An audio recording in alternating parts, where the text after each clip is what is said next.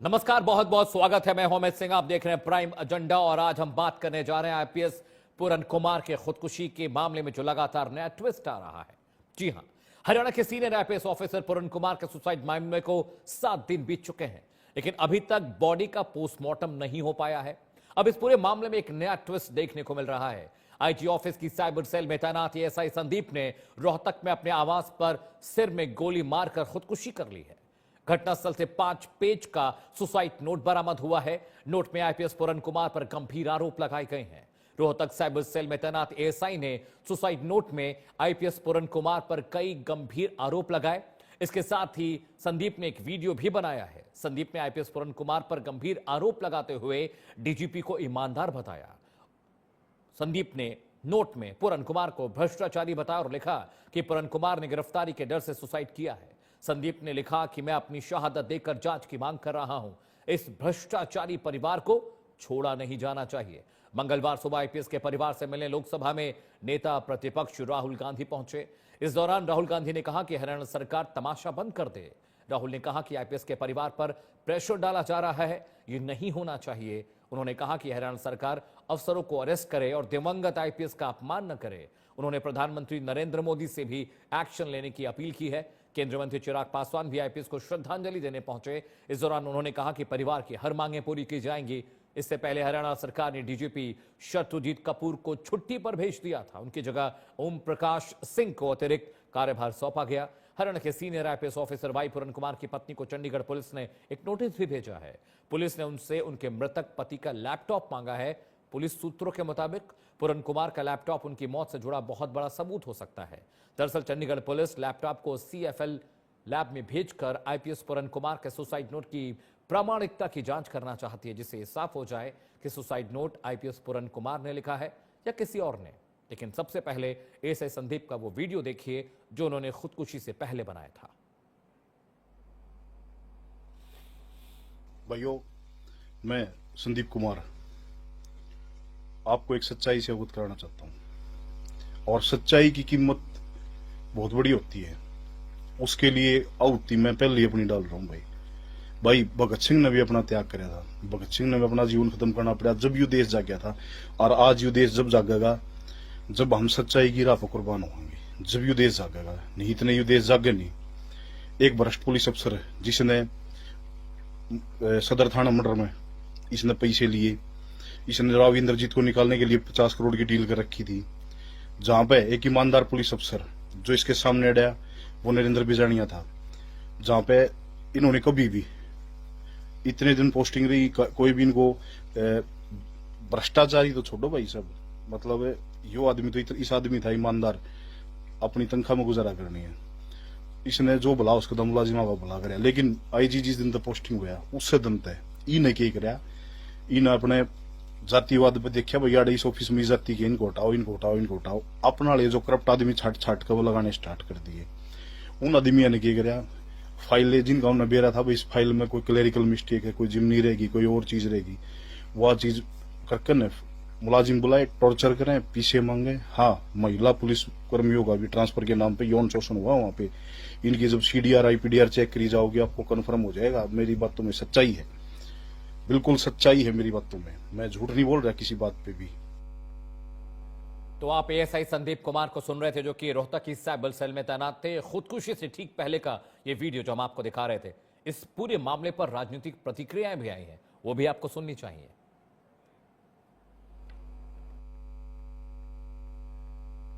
दिवंगत श्री पूरन कुमार जी की आत्महत्या के बाद इस दुखद प्रकरण के उपरांत प्रशासन और सरकार ने अत्यंत संवेदनशीलता प्रदर्शित करते हुए मृतक के परिवार की जो मांग थी उसके अनुरूप पुलिस महानिदेशक हरियाणा को छुट्टी पर प्रस्थान करवा दिया गया है। और इससे मैं समझता हूं कि जो मृतक का परिवार है उनको उनकी अपेक्षा के अनुसार अगर कार्रवाई चल रही है तो निसंदेह विवेचना सही दिशा में जाना चाहिए और परिवार को अब विवेचना के साथ सहयोग करना चाहिए। जिस तरीके से ये दुखद घटना घटी है, इसने कहीं ना कहीं इस घटना ने समाज की उन कुरीतियों को उजागर करने का काम किया जिसने ये दर्शाया कि आज भी 21वीं सदी में भी जात पात धर्म मजहब को लेकर किस तरीके से लोगों को प्रताड़ित किया जाता है। उनकी जाति के आधार पर उनके साथ भेदभाव किया जाता है और ये कहीं ना कहीं इस समाज के लिए ही नहीं पूरे देश के लिए चिंता का विषय है। तो मेरा मैसेज है as LOP to prime minister of India, to chief minister of Haryana, आपने इन दो बेटियों को जो कमिटमेंट दिया है इसको आप पूरा कीजिए और जो इनका फ्यूनरल है, पापा का फ्यूनरल है, उसको होने दीजिए और ये तमाशा अब बंद करिए। पता नहीं मुझे राहुल गांधी जी को जो लोग उनको जानकारी देते हैं हरियाणा में उनकी सरकार के समय मिर्चीपुर में क्या हुआ था उन्हें याद नहीं आ रहा है। दलित समाज के बारे में बोलते समय राहुल गांधी जी को ध्यान रखना चाहिए कि उनकी सरकार के दौरे हुकूमत में कश्मीर में नियम था कि वाल्मीकि समाज का कोई भी बेटा या बेटी पढ़ लिख कर यहाँ आईपीएस अफसर बनना तो छोड़िए पीएचडी भी कर लेगा तो वो सिर्फ सफाई कर्मचारी बन सकते। देखिए, राहुल जी के आने का प्रेशर ही नजर आ रहा है जो उन्हें छुट्टी पर भेजा गया, वरना इतने दिन से क्यों नहीं भेजा। लेकिन ये अपने आप में एक्शन नहीं है छुट्टी पर भेजना, और इवन जो एसपी को किया है, एसपी को ट्रांसफर किया, ये अपने आप में एक्शन नहीं है। और ये सब समझते हैं, सारा समाज समझता है और सभी लोगों को मालूम है। उनकी वाइफ खुद आईएएस अफसर हैं, सबको मालूम है कि ये सब दिखावा हो रहा है, तो इंसाफ तो दिखाना भी पड़ेगा ना। तो आपने ये प्रतिक्रियाएं सुन ली। एएसआई संदीप का वो वीडियो भी आपने देखा जो खुदकुशी से ठीक पहले का था। बहुत गंभीर आरोप आईपीएस पूरन कुमार पर उन्होंने लगाए हैं। उन्होंने इस परिवार को भ्रष्ट बताया है। एएसआई संदीप ने अपने वीडियो में यह भी कहा कि सुसाइड की वजह गिरफ्तारी से जो डर था पूरन कुमार के मन में, उसकी वजह से उन्होंने सुसाइड किया। एक बड़ा पैनल इस खबर पर चर्चा के लिए मेरे साथ जुड़ रहा है। स्वागत कीजिए आलोक वत्स का, नेता है भारतीय जनता पार्टी के। आलोक जी, बहुत बहुत स्वागत है। योगेश सिहाग मेरे साथ हैं, प्रवक्ता हैं कांग्रेस पार्टी के, आपका भी बहुत बहुत स्वागत है। आनंद स्वरूप मेरे साथ हैं, संस्थापक है काली सेना के, आपका भी बहुत बहुत स्वागत है। वेद भूषण मेरे साथ हैं, पूर्व एसीपी हैं दिल्ली पुलिस के sir. Welcome to the show, आप सभी का बहुत बहुत स्वागत है। सबसे पहला सवाल मैं आलोक वत्स से करूंगा। आलोक जी, मुझे ये बताइए, विपक्ष लगातार आरोप ये लगा रहा है कि इस पूरे मामले पर लीपापोती की जा रही है, परिवार पर प्रेशर डाला जा रहा है। आपने तमाम अधिकारियों पर एफआईआर हुई, कुछ लोग छुट्टी पर भी भेजे गए, और अब जो एएसआई संदीप का वीडियो आया है बहुत चौंकाने वाला है। उन्होंने कहा है भ्रष्टाचार से लिप्त थे आईपीएस पूरन कुमार, गिरफ्तारी की डर से सुसाइड किया, और एक दलित वाला एंगल भी बीजेपी पर लगाया जा रहा है कि दलित प्रताड़ित किए जा रहे हैं और ये प्रताड़ना की वजह थी कि आईपीएस ने खुदकुशी की। आलोक वत्स, देखिए अमित जी, पूर्व में जो सब बातें हुई उसको एक तरफ रखते हुए जो अभी एएसआई ने एक वीडियो जारी किया है और संभवतः उसके बाद उसने खुदकुशी भी कर ली है, वो एक अहम पहलू बता रहा है जिसकी जड़ तक जांच होनी चाहिए कि क्या ये व्यक्ति आईपीएस पूरन कुमार वाकई में इतने भ्रष्ट थे, या जो वो भ्रष्टाचार के मायाजाल में फंसकर उन्होंने कोई रास्ता नहीं दिखाई दिया। PCR please raise the volume. अब जब मेरा अरेस्ट अवश्यंभावी है तो उन्होंने इस तरीके का कड़ा कदम उठाया। क्या वजह है कि उनके जाने के बाद उनके सहयोगी रहे इस व्यक्ति ने भी इस तरीके की आहुति दे दी? तो ये सारी चीजें जांच का विषय है, गहन जांच का विषय है, और जब इसकी गहन जांच के बाद में जो चीजें बाहर निकल के आएंगी उस पर सख्त से सख्त कार्रवाई होगी। उस पर जो भी कार्रवाई सख्त से सख्त होगी अवश्य होगी, इसमें कहीं कोई संशय नहीं है। हम कभी ऐसी चीजों को प्रश्रय नहीं देते हैं, इस बात का तो आप बिल्कुल ही ध्यान रखिए। ठीक है, लेकिन समाज में विभिन्न तरीके के लोग हैं जी, वो अपने हरकतों से बाज नहीं आते हैं। ठीक है, योगेश सिहाग के पास जाना, कांग्रेस प्रवक्ता हैं। योगेश जी, मुझे बताइए, जिस तरह के गंभीर आरोप राहुल गांधी वहां पहुंचे थे उन्होंने लगाए हैं बीजेपी शासित राज्य हरियाणा पर, उन्होंने ये भी कहा कि दलित जो है वो दबाए जा रहे हैं, उनको प्रताड़ना दी जा रही है, उनको काम नहीं करने दिया जा रहा है। और अब जो एएसआई संदीप का वीडियो आया है जिसमें वो ये बात कह रहे हैं कि जो आईपीएस पूरन है वो भ्रष्टाचार में लिप्त थे। अब आपकी पार्टी क्या कहेगी, आपकी क्या प्रतिक्रिया है? देखिए, प्राइम न्यूज पर सभी दर्शकों को और प्रवक्ता पैनलिस्ट साथियों को, पूर्व एसीपी जी को, सभी को मेरा नमस्कार, राम राम। और देखिए, बहुत ही गंभीर विषय है। मैं समझता हूं कि आज हमारे एडीजीपी आईपीएस उन सुसाइड की आज लगभग 8 दिन का समय हो गया है और अभी तक उनका ना ही तो पोस्टमार्टम हो पाया, ना ही उनका क्रीमेशन हुआ। तो ये जो एक बहुत पूरे देश के लिए चिंता का विषय है। और इसके साथ साथ आप देखिए, जो कि कल रात को ही माननीय राहुल जी, क्योंकि उनका कार्यक्रम बना, वो विदेश गए हुए थे, और जैसे ही कार्यक्रम बना 1 हफ्ते बाद सरकार ने उन्हें छुट्टी पे भेजा है। 1 सप्ताह बाद आप देखिए कि सरकार कितनी ये असंवेदनशील सरकार है, भारतीय जनता पार्टी की सरकार। तो इस सरकार से आप इतने बड़े, जब आईपीएस ऑफिसर एक परिवार, दलित परिवार सुरक्षित नहीं है तो आम आदमी क्या उपेक्षा कर सकता है, क्या स्थिति होगी दयनीय। उन्हें न्याय पाने के लिए किस तरह से एक प्रोटेस्ट, सिंबॉलिक प्रोटेस्ट करना पड़ रहा है। ये तो तब तक था कि उनको दबाया जा रहा है और उनके खिलाफ गलत तरीके से चीजें की गई। लेकिन एएसआई संदीप का वीडियो आने के बाद आप क्या कहेंगे, मैं वो जानना चाह रहा हूं। राहुल गांधी जी स्पष्ट रूप से बोल के गए हैं, क्योंकि उन्होंने स्पष्ट रूप से ये बात रखी है कि माननीय प्रधानमंत्री PCR please raise the volume please. जी योगेश जी, देखिए, कल अठवाले जी की और उनकी पार्टी के प्रदेश अध्यक्ष की मुख्यमंत्री के साथ एक बैठक होती है। तो उस बैठक के बाद प्रेस कॉन्फ्रेंस में प्रदेश अध्यक्ष जो हरियाणा के हैं वो स्पष्ट कहते हैं, मुख्यमंत्री जी ये कहते हैं मैं तो चपड़ासी को भी सस्पेंड नहीं कर सकता। तो ये कितना बड़ा दुर्भाग्य है। आप पूरा हरियाणा आज ये मैं समझता हूं पछता रहा है कि एक ऐसे रबड़ स्टैम्प मुख्यमंत्री को चुना जो एक प्रदेश में स्थिति, लॉ एंड ऑर्डर, जो एक कानून व्यवस्था उसको मेंटेन नहीं कर सकता। तो वो किस लिए मुख्यमंत्री है भाई, क्यों चिपके बैठे हो? मैं समझता हूं ये जो दलित विरोधी भाजपा की सरकार है, इस सरकार को पूरा देश देख रहा है और भाजपा के, भारतीय जनता पार्टी के ये लोग, इनकी जो मानसिकता, ठीक है योगेश जी, आपकी बात मैं समझ गया, पॉइंट टेकन योगेश जी। लेकिन आपने मेरे दूसरे सवाल का जवाब नहीं दिया जी। आप इसके साथ एक बात और तय है जी कि इस जो ये भारतीय जनता पार्टी की सरकार ये स्लोगन दे रही थी, बिना पर्ची खर्ची नहीं, इनका भ्रष्टाचार सामने आ रहा है।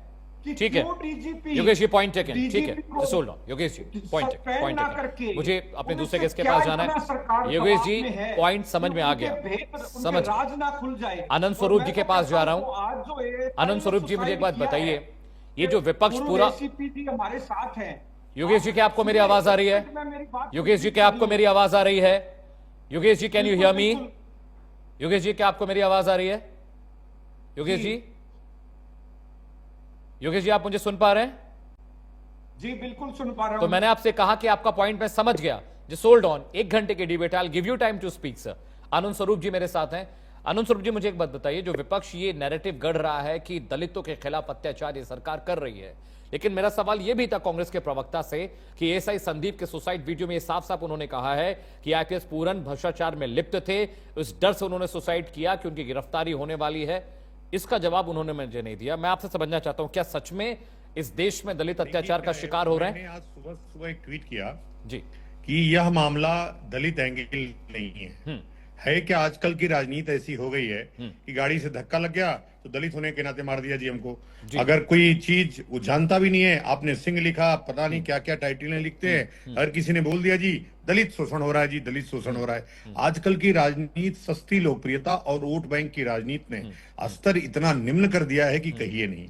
ये व्यक्ति भ्रष्टाचारी थे, इनके ऊपर एफआईआर दर्ज थी, इनके पीएसओ और इनके ड्राइवर अरेस्ट हो गए थे। अरेस्ट होने के बाद अब इनका नंबर आ रहा था, इन्होंने इनके पास जांच इनकी चल रही थी। थी, ये जानते थे कि अब हम पकड़े जा चुके हैं। एक ईमानदार आईपीएस अफसर जो एसएसपी था, जो जांच कर रहा था, वो किसी कीमत पर, सब लोग वहां फोन करके पूछिए कितना ईमानदार एसएसपी था वो जिसको हटाया है इन्होंने, कितना ईमानदार डीजीपी है जिसको हटाया गया है वो। तो अब तो उनकी पत्नी 8 दिन से, अब सोचिए 8 दिन से बार्गेनिंग और ब्लैकमेलिंग हो रही है एक लाश को रख करके। इससे बड़ी शर्म की बात क्या हो सकती है? कम से कम उसकी अंत्येष्टि होती।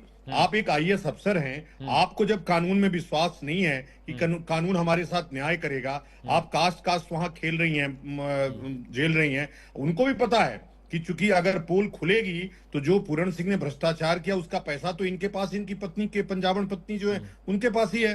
तो ये बात समझने की है कि यह पूरी तरह से कोई जाति एंगल नहीं है, कोई दलित उत्पीड़न नहीं है, पूरी तरह से केवल भ्रष्टाचार का मामला था और वो फेस नहीं कर पाए। अगर ऐसा होगा, आप सोचिए कितने बड़े बड़े लोग जेल गए भाई, केजरीवाल जेल गए, बड़े बड़े नेता जेल गए। अगर वो भी सुसाइड करते तो कि हमको सामना करना पड़ेगा। तो हर आदमी अपने डिप्रेशन को मैनेज नहीं कर पाता है।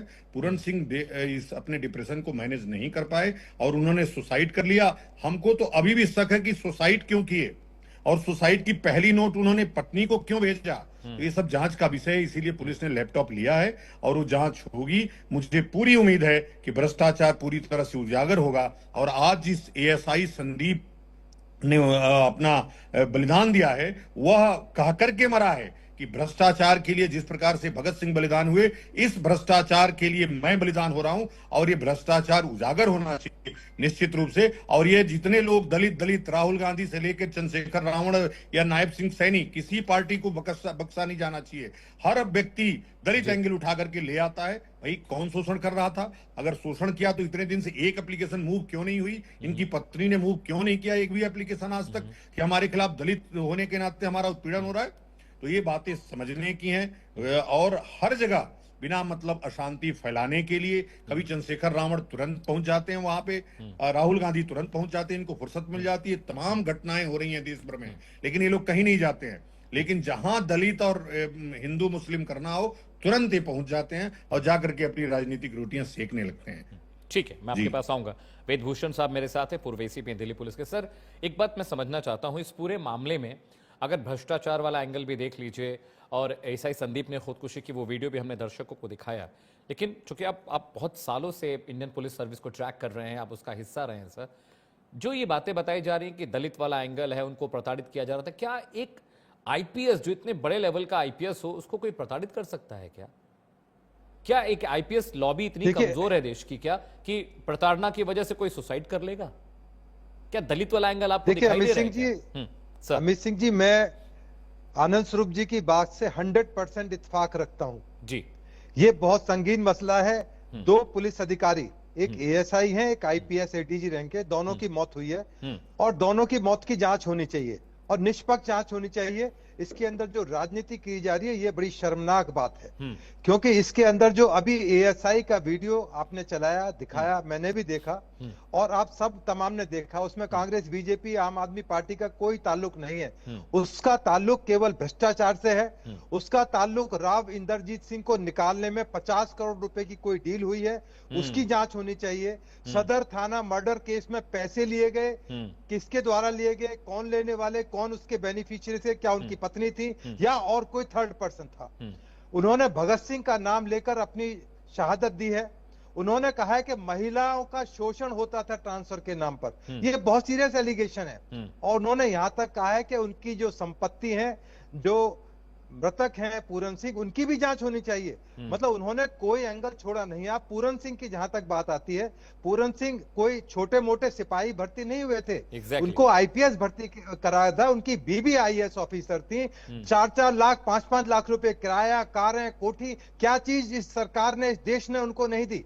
उसका सिला यह है कि आप सुसाइड करके एक सुसाइड नोट छोड़ दें, उसमें वसीयत लिख के जाएं कि मेरी मरने के बाद सारी प्रॉपर्टी। ये अनयूजुअल चीजें हैं, ये आम बात नहीं है। इसके पीछे एक बहुत सारा मामला है जिसको एक्सपोज किए जाने की जरूरत है। और जो मैं तो यहां तक कहता हूं कि इसकी जांच सीबीआई से होनी चाहिए, क्योंकि अब इसकी जांच जो एसआईटी बनाई गई है वो खुद एक पिछड़ी जाति से एससी वर्ग से आते हैं, दिल्ली से हैं पुष्पेंद्र कुमार। यदि उनकी जांच पर भी आपको भरोसा नहीं तो मुझे नहीं लगता कि हिंदुस्तान में कोई ऑफिसर इसकी जांच निष्पक्ष रूप से कर पाएगा। इसलिए ये जो अभी थोड़ा धैर्य रखें। अभी जो उनकी पत्नी जो ड्रामा ही कहूंगा मैं उसको, हालांकि मेरे को दुख भी है, संवेदना भी है कि वो एससी वर्ग से आती हैं, परंतु उसका पोस्टमार्टम नहीं होने दे रहे हैं। 8 दिन हो गए। मैं तो अपनी पुलिस की नौकरी में या हिस्ट्री में बहुत अनयूजुअल होगा कि 8 दिन तक पोस्टमार्टम, डेड बॉडी पड़ी हुई है, डेड बॉडी की उनको डेड बॉडी की चिंता नहीं है, उनको चिंता है अपनी राजनीति की, उनकी कहीं उनकी प्रॉब्लम ना आ जाए, वो परेशानी में ना गिर जाए। उनकी पत्नी को और उनके परिवार को डाउट है, क्योंकि उसने ये भी कहा है कि इनकी संपत्ति की जांच होनी चाहिए। सर योगेश जी कुछ कह रहे हैं, उनका ऑडियो दीजिए। डिजिटल जांच होनी चाहिए, इनके जो वीडियो है तमाम उनकी जांच होनी चाहिए। तो जब जांच ये खुलेगी तो बहुत सारे खुलासे होंगे। इसी डर के रहते ये इन्वेस्टिगेशन को डिरेल करने की कोशिश कर रहे हैं। थोड़ा धैर्य रखें, इन्वेस्टिगेशन हो जाए। मैं कहता हूँ डीजी साहब को, योगेश सिहाग थोड़ा धैर्य रखिए, मैं आ रहा हूँ। वेदभूषण जी किसी पॉलिटिकल पार्टी से नहीं है, अपने जीवन के बहुत सारे साल उन्होंने आईपीएस सर्विसिंग में दिए हैं। योगेश सिंह जी, योगेश सिहाग, मैं आ रहा हूं। योगेश मैं आ रहा हूं आपके पास, मैं आ रहा हूं आपके पास, मैं आ रहा हूं। I will give you chance to speak. Alok Vats ji, मुझे एक बात बताइए, दो इतने अनुभवी और गणमान्य लोग यहाँ बैठे हुए हैं। वेदभूषण सर को मैं पिछले 25 सालों से फॉलो कर रहा हूँ, 20 सालों से फॉलो कर रहा हूँ। Is a senior police officer, is been tremendous in his service. और आनंद स्वरूप जी भी हैं, बहुत वरिष्ठ हैं, बहुत रिसर्च्ड हैं। अब देखिए कांग्रेस पार्टी का हाल कि राहुल गांधी वहां जाकर कह रहे हैं कि सरकार तमाशा बंद करे। राहुल गांधी वहां जाकर कह रहे हैं कि सरकार ठीक से जांच नहीं कर रही है। राहुल गांधी जाकर ये कह रहे हैं कि दलित होने के नाते उनके साथ ये कुछ किया गया। कुमारी शैलजा कह रही है कि राहुल गांधी जब वहां पहुंचे तो सरकार नींद से जागी है, अब इस पर एक्शन हो रहा है। मुझे लगता है कि इतने सेंसिटिव मामले में कम से कम राजनीति करने से तो कांग्रेस को बचना ही चाहिए। आलोक वत्स जी, ये बहुत बड़ा मामला है। ये सिर्फ दलित का, ये पिछड़ा का, ये अगड़ा का मामला नहीं है, ये करोड़ों का, अरबों का भ्रष्टाचार का मामला है। एक आईपीएस का ड्राइवर गिरफ्तार होता है, उसका पीएस गिरफ्तार होता है भ्रष्टाचार के मामले में, और कांग्रेस राजनीति करने जा रही है। आलोक वत्स, आप संविधान का अपमान कर रहे हो। योगेश सिहाग, मैं आपके पास आऊंगा तब आप बोलिएगा। डिबेट को थोड़ा बेहतर तरीके से करते हैं। Let's make it a good debate. Yogesh, I will come to you, just hold on, relax. Alok Vats, ये आपने प्लांटेड डिबेट बुलाई है। आलोक वत्स, मैं ये बात कहता हूं। योगेश जी मैं आ रहा हूं। आलोक जी आपकी आवाज आ रही है, बोलिए। देखिए योगेश जी, आपका जब आएगा नंबर मैं आपसे बात करूंगा, अभी आपका नंबर नहीं है। और वेदभूषण जी को सुन रहा था, ले रहा हूं, मैं आपके पास आऊंगा। इन्होंने बहुत ही साफ गोई से और स्पष्टता से, निर्भीकता से सारी बातें पटल पर रखी। मैं उससे 100% एग्री करता हूँ। इसमें कोई एंगल नहीं है किसी के दलित होने का। अरे इनको बोलिए चुप रहे यार प्लीज। योगेश जी मैं आपके पास आ रहा हूँ, सुन लीजिए, मैं आपके पास आऊंगा। पहले सुनिए तो, उसके बाद आपको प्रतिक्रिया का वक्त नहीं दो तो सुनिए। मैं आ रहा हूँ। आलोक वत्स, जितनी स्पष्टता से बताई कि ये सिर्फ और सिर्फ भ्रष्टाचार का मामला है और इसमें कहीं कोई एंगल नहीं है। जिसको जबरन इसकी वाइफ, मैं कहूंगा कि ब्लैकमेल करना चाह रही है गवर्नमेंट को, और वो गवर्नमेंट 8 दिन तक उनका पोस्टमार्टम नहीं होने दिया है। She is trying to blackmail the government and trying to extract an extra pound. और Congress, which is directionless, till date, under the leadership of Rahul Gandhi, totally directionless है। 90-91 चुनाव हार चुकी है और आने वाले सालों में 100 भी पार कर जाएगी। अब इनके प्रवक्ता को देखिए, कितनी बेशर्मी से ये बातें किए जा रहे हैं। जिस बात का ना कोई सिर है ना पैर है, ये उसको बीच में जोर जोर से बोले जा रहे हैं। ये जो एसीपी बैठे हैं, अरे वो चोर था, वो भ्रष्ट था, उसके ऊपर चोरी का, भ्रष्टाचार का इतना इल्जाम लगा हुआ है उस आईपीएस ऑफिसर पर, और उसका ड्राइवर ऐसी मनुवादी सोच के लोगों का हम बायकाट करते हैं, बहिष्कार करते हैं। आपकी क्या सोच? और उन एसीपी को आप अगर वास्तव में एसीपी रहे हो आपने ये तो कह दिया कि सुसाइड नोट उन्हें एएसआई ने क्यों किया सुसाइड, इस बात का उन पे क्या दबाव था? वास्तव में ये दबाव भी मैं कह रहा हूँ जांच होनी चाहिए, ये भी बहुत बड़ा दबाव मिलेगा, ये भी सरकार का दबाव है।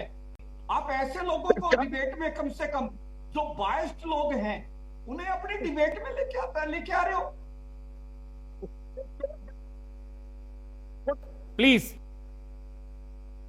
इसकी जांच हो। उस बेचारे ने अपनी जिंदगी दे दी इस चोर को उजागर करने के लिए। ये आईपीएस ऑफिसर चोर है, चोर था, मर गया तो क्या हुआ? चोरी के डर से मर गया कि मैं गिरफ्तार हो जाऊंगा।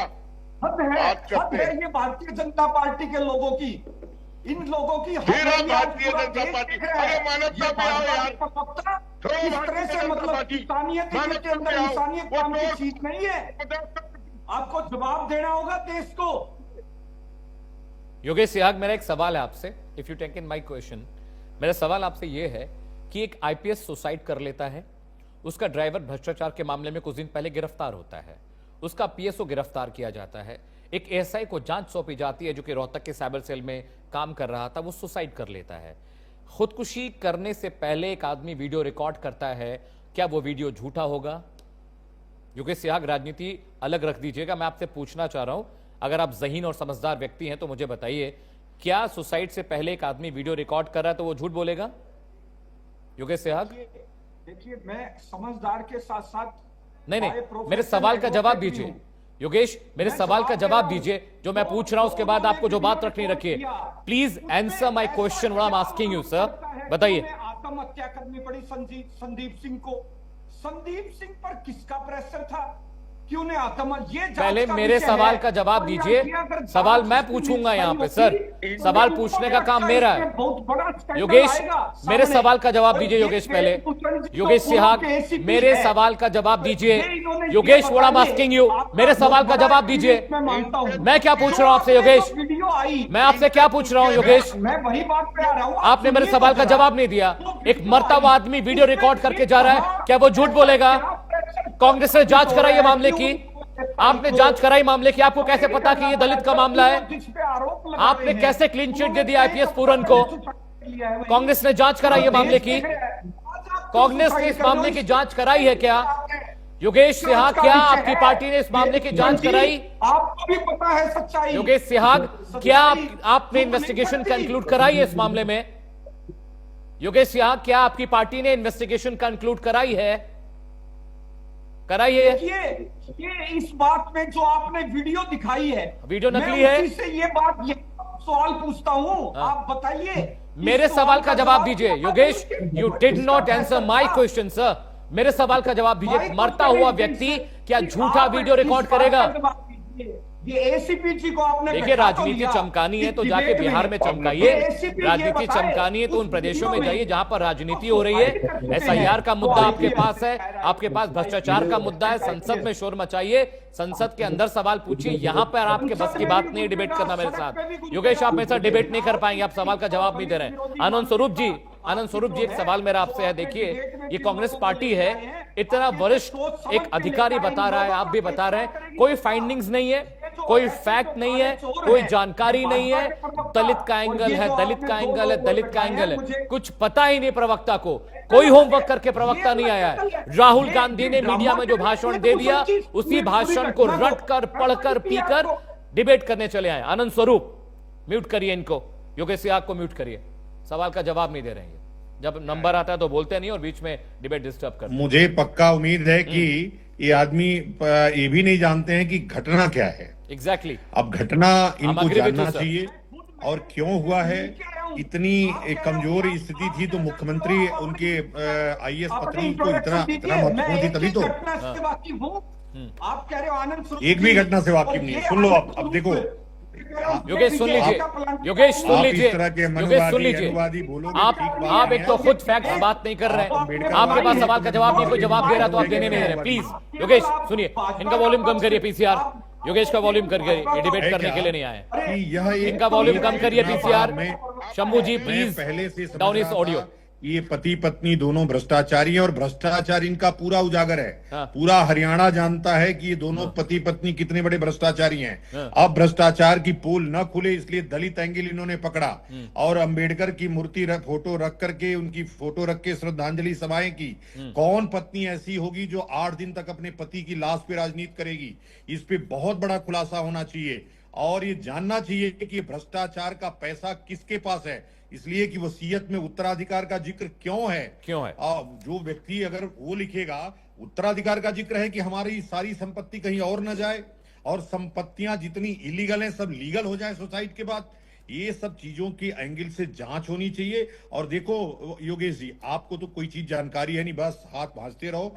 आप ठीक से इस एंगल को देखिए, दलित एंगल को किनारे करिए, मानवता का एंगल लाइए, भ्रष्टाचार का एंगल लाइए और भ्रष्टाचार में यदि डीजीपी भी लिप्त हो उसको भी बर्खास्त करिए। लेकिन अगर भ्रष्टाचार में AIS अफसर जो पूरण सिंह की पत्नी है वो लिप्त हो तो उसको पकड़िए, उसको जेल भेजिए और इस पे कोई संवेदना नहीं। जितना पूरण सिंह के मरने का दुख है उससे ज्यादा दुख संदीप के मरने का भी है। संदीप शहीद हुआ है, इस भ्रष्टाचार को उजागर करने के लिए शहीद हुआ है, तो निश्चित रूप से जांच उस एंगल पे होनी चाहिए और सही संदीप की शहादत ऐसे नहीं जानी चाहिए।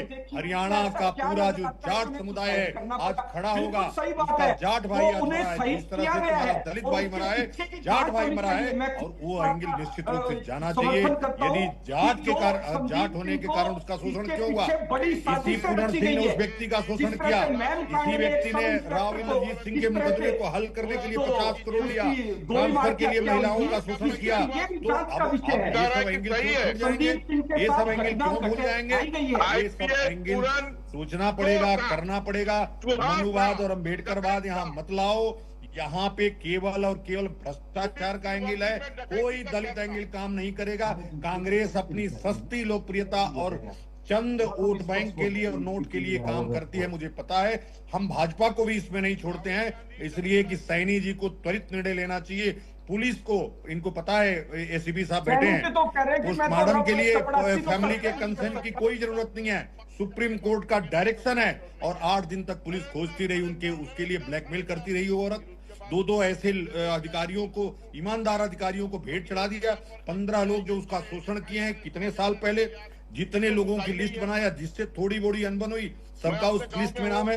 क्या वो व्यक्ति एक व्यक्ति का नाम लिखा, उसने लिखा कि उसकी पत्नी ने सुसाइड नोट लिखा, ये एक जानकारी का विषय है और जांच का विषय है। आप देखना एक दिन निश्चित रूप से भेद खुलेगा, वो पत्नी भी जेल जाएगी। सर आप मुझे मेरी भविष्यवाणी है। अच्छा, उनका आवाज नहीं पहुंच रही है। योगेश सिहाग, मैं फिर से मैं आ रहा हूं, आलोक जी मैं आपके पास आ रहा हूं। योग सिहाग, मैं आपसे फिर सवाल पूछ रहा हूं, दोबारा कोशिश करूंगा आप सवाल समझकर उसका जवाब देंगे। आपके नेता वहां पर जाते हैं और वो सरकार पर गंभीर आरोप लगाते हैं। वो कहते हैं कि सरकार ने ठीक से जांच नहीं की, परिवार पर प्रेशर बनाया जा रहा है, पोस्टमार्टम नहीं उनकी पत्नी करने दे रही हैं, लैपटॉप पुलिस ने मांगा है, उनके CDR के रिपोर्ट्स पर अभी इन्वेस्टिगेशन चल रही है, उनकी पत्नी की उनका जो पूरी प्रॉपर्टी है सुसाइड नोट में जो चीजें उनकी पत्नी के लिए लिखी गई थी, जो विल बनाई गई थी, उन तमाम चीजों पर इन्वेस्टिगेशन अभी बाकी है। मैं आपसे ये जानना चाहता हूं बतौर पॉलिटिकल पार्टी कि आपकी पार्टी इस निष्कर्ष पर कैसे पहुंची कि यह मामला भ्रष्टाचार का नहीं दलित उत्पीड़न का है। जरा समझाइएगा मेरे पैनल को और मैं भी समझना चाहता हूं। बिल्कुल, देखिए आपका पैनल तो नहीं समझ सकता, मैं आपको और आपके दर्शकों को जरूर समझाऊंगा। देखिए, जो पिछले राहुल जी से भी उनकी आज माननीय उनकी वाइफ PM नीत कुमार जी की पूरी डिस्कस हुई और परसों राजा वडिंग जी के साथ मैं खुद प्रेजेंट था और उनसे हमारी आधा घंटे तक बातचीत हुई। उनके अंदर इतना दर्द पीड़ा, उनकी 2 बेटियों की पीड़ा देखी हमने कि उनके ऊपर। योगेश जी, क्या इन्वेस्टिगेशन आपने की है? आपने दलित उत्पीड़न का मसला कैसे बताया?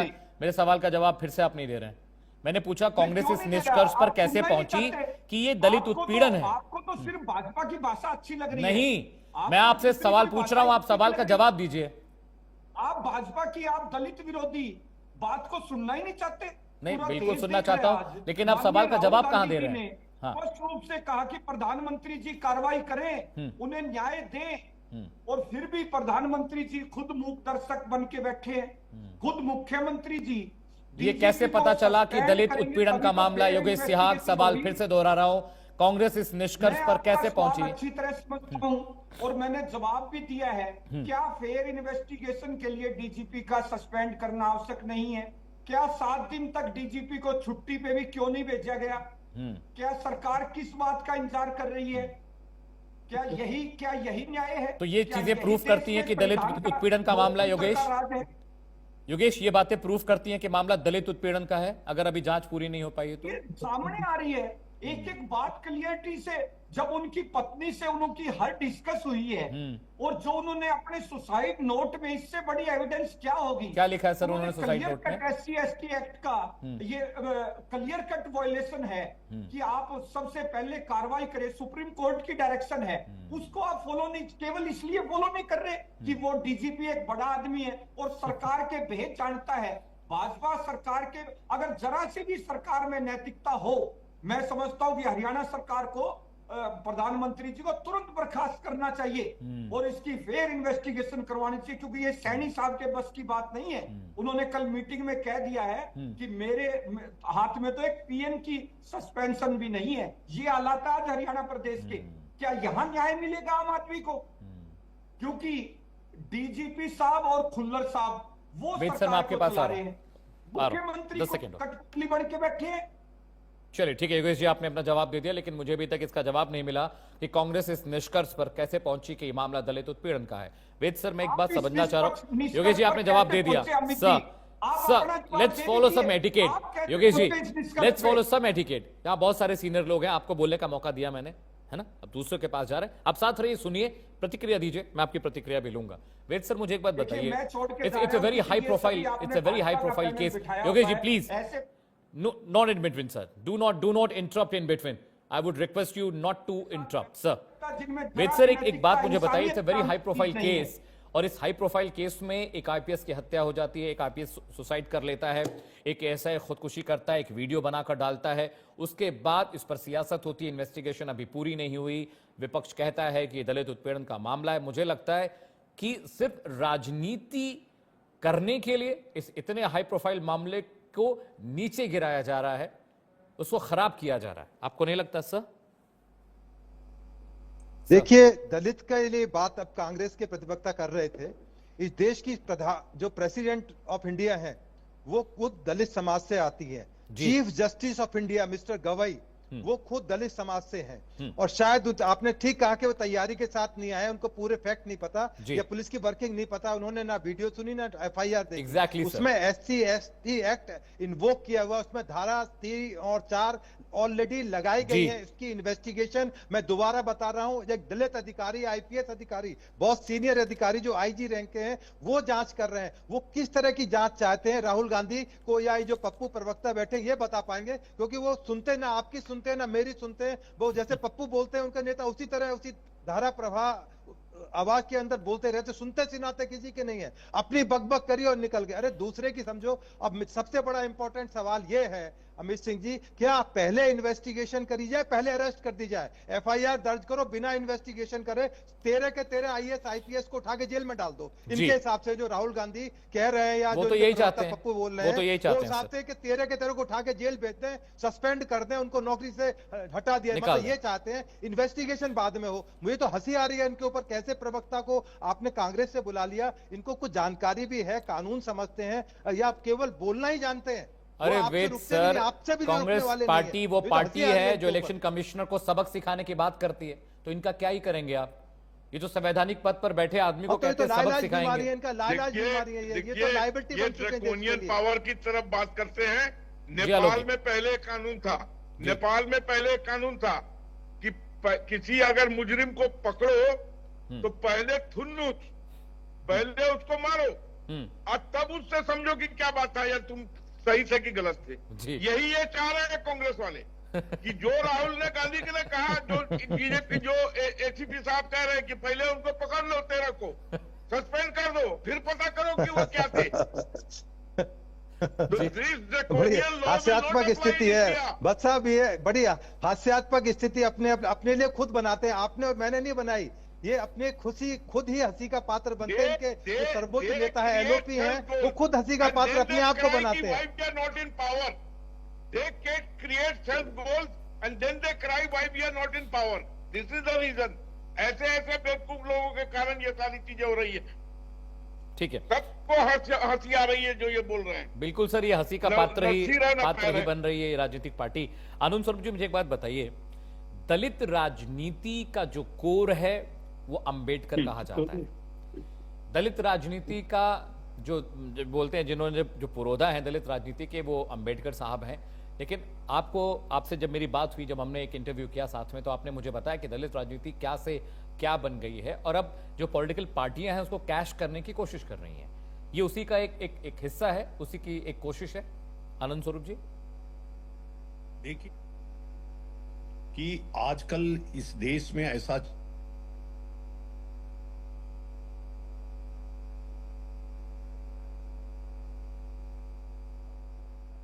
जी जी आनंद स्वरूप जी के साथ संपर्क टूट गया, दोबारा कोशिश करेंगे उनके पास जाने की। There must be some glitch. Alok Vats ji, मैं आपसे बात कर रहा था, तो ये कहा जाए कि दलित राजनीति को ढाल बनाकर अब जो तमाम देश की पार्टियां हैं वो राजनीति करना चाह रही हैं, क्योंकि फैक्ट फाइंडिंग्स तो इनके पास है नहीं, इन्वेस्टिगेशन फॉलो करने का समय तो इनके पास है नहीं। ये तुरंत एफआईआर, तुरंत प्रतिक्रिया, तुरंत गिरफ्तारी, तुरंत सजा सुनाने वाला काम करने की कोशिश में है। आलोक वत्स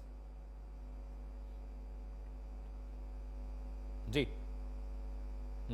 आलोक वत्स, आलोक जी अनम्यूट करिएगा, आपका ऑडियो म्यूट है सर।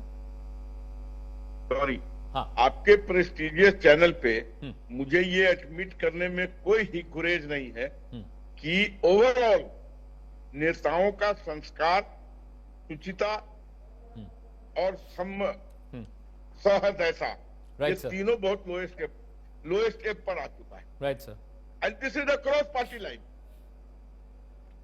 क्या बोल देते हैं, who will marry whom politically and who will divorce whom politically, ये तो बड़े बड़े पंडित भी नहीं कर पाएंगे, प्रेडिक्ट कर पाएंगे। तो अभी तो बस somehow they should be in power, somehow they should get power, that's it। कैसे भी मिल जाए, कोई भी नॉन इशू को इशू बना दीजिए। Believe me, I am since last 14 days I am stationed in Bihar. Right sir. Not a single person I have met across Muslim, I have met people, West, I have met people, upper caste, I have met people, OBC. Not a single guy has told me कि मेरा SIR के साथ vote cut गया है। और देखिए कितना बड़ा इशू बना दिया यहाँ पे। चौकीदार चोर है, चौकीदार चोर है, पूरे देश में हल्ला किया और सुप्रीम कोर्ट पे जाके माफी मांग लिया। ठीक है, नरेंद्र सरेंडर, फिर वही हाल हो गया। जी, अब ये SIR, इसकी परिणति हुई honourable prime minister mother was abused in point taken sir. ठीक है, आनंद स्वरूप जी, आप मुझे सुन पा रहे हैं? Am I audible to you sir? Anand Swaroop ji साथ हैं हमारे? आनंद स्वरूप जी, शायद आवाज नहीं पहुंच पा रही। ठीक है, अब मैं आता हूं, आलोक वत्स आपके पास आ रहा हूं मैं। वेद सर, मुझे एक बात बताइए, इस तरह की घटनाओं में जब इतना हाई प्रोफाइल सुसाइड केस हो जाए, भ्रष्टाचार का मामला हो, आईपीएस कैडर के, आईजी और डीआईजी कैडर के अधिकारी इन्वॉल्व हो, तो इन्वेस्टिगेशन का प्रोसेस क्या है? वो इन्वेस्टिगेशन कैसे लीड की जाती है? क्या फाइंडिंग्स होती हैं? किस तरह से पूरा प्रोसेस होता है, जरा ये बताइएगा। देखिए अमित सिंह जी, हिंदुस्तान में बहुत सारे आईपीएस की सुसाइड करने का बहुत सारे मामले आए हैं जी। एक सीडी कैन, वो भी दलित जाति से आते थे, बरेली रेंज के बहुत सीनियर अधिकारी थे, मालिक थे रेंज के, आईजी रैंक के ऑफिसर थे। उनके इंस्पेक्टर के गौतम, जो अब नोएडा में रहते हैं आपके स्टूडियो के पास, उन्होंने बड़े सीरियस एलिगेशन लगाए थे कि कैन साहब जो है मंथली या पैसा उनसे उम्मीद रखते हैं। उन्होंने उनके खिलाफ एक केस रजिस्टर कर दिया। सेम यही हालात मैं आपको बता रहा हूं। वो आईपीएस ऑफिसर थे, जब दिल्ली पुलिस में मैं भर्ती होने के लिए इंटरव्यू में गया था, वो बोर्ड के एक मेंबर थे, इतनी बड़ी पोजीशन पर थे। देखिए, मैं थानेदार के लिए भर्ती होने गया था, वो मेरे इंटरव्यू करने वाले थे। तो जब उन पर भ्रष्टाचार के आरोप लगे, तो चूंकि वो बहुत ज्यादा एक हार्ड ऑफिसर माने जाते थे, उन्होंने खुद सरकारी रिवॉल्वर से अपने सरकारी आवास में गोली मार ली।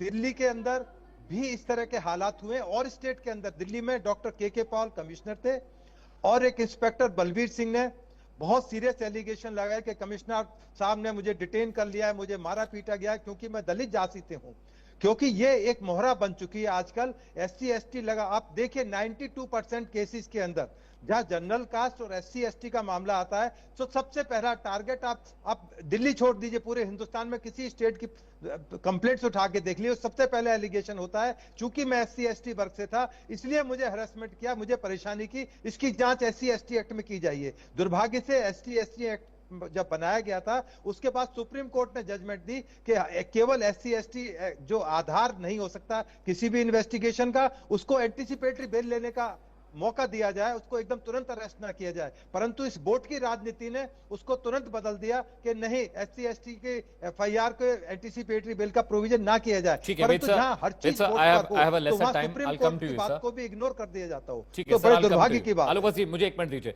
आनंद स्वरूप जी फिर से जुड़ गए। आनंद स्वरूप जी, मैं आपसे सवाल कर रहा था कि अब जो दलित राजनीति वाला ये पूरा, आलोक जी मैं आ रहा हूं, just give me 1 minute, I am coming to you. Anand Swaroop ji, जो आप बता रहे थे कि अब जो दलित राजनीति का मसला है, ये जो कैटलिस्ट की तरह काम कर रहा है, पॉलिटिकल पार्टियां इसके सहारे राजनीति चमकाने की कोशिश कर रही हैं। हरियाणा में जो कुछ हुआ, कोई इन्वेस्टिगेशन नहीं हुई है, उस पर अभी किसी भी तरह की फाइंडिंग्स नहीं हुई हैं, एक के बाद एक 2 मौतें हो जाती हैं। कांग्रेस पार्टी कहती है कि दलित विरोधी और दलित उत्पीड़न का मामला है। बिना इन्वेस्टिगेशन, बिना फाइंडिंग्स, इस तरह की बातें करना क्या सिर्फ ये बताता है कि आप राजनीति चमकाने की कोशिश कर रहे हैं हरियाणा में?